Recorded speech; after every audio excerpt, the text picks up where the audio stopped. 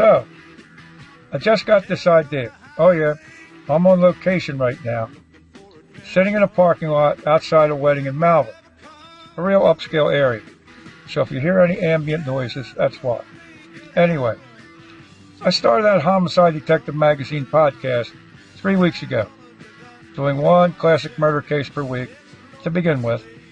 Stories of mine published by the True Detective group of magazines back during the 1990s. So now I'm thinking, maybe I should do a podcast for each one of my crime fiction books. I'm hearing that a lot of people now prefer to listen to podcasts rather than read books. So this way, I cover both ends. Buy the book if you want to read it, or listen to the podcast. So let's say I started with Dead Stripper. That's 29 chapters, if memory serves. So a chapter a day, and the whole book's available within a month.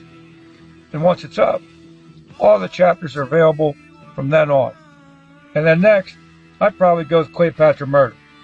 I don't talk about Cleopatra Murder very often, but it's my fictional adaptation of Born to be Wild, where I let my imagination go crazy. I create a whole bunch of plot twists, based on a true story, of course, but with characters that I create and embellish. And then I solve every murder.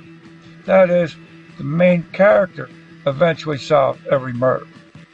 And who is this main character? He's the father of the first female victim. Liz Landy's father in Born to be Wild.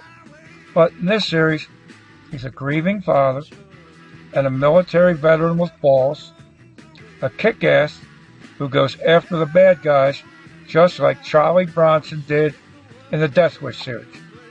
My guy's name, Lou Kaminsky.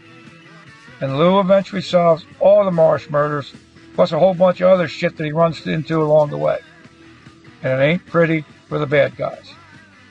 There's enough juice in Born to be Wild to generate dozens and dozens of stories. Remember, it takes Born to be Wild 20 years to play out in real life. So, stay tuned. I just might get started on Dead Stripper this week. Thanks for stopping in. Until next time. See you.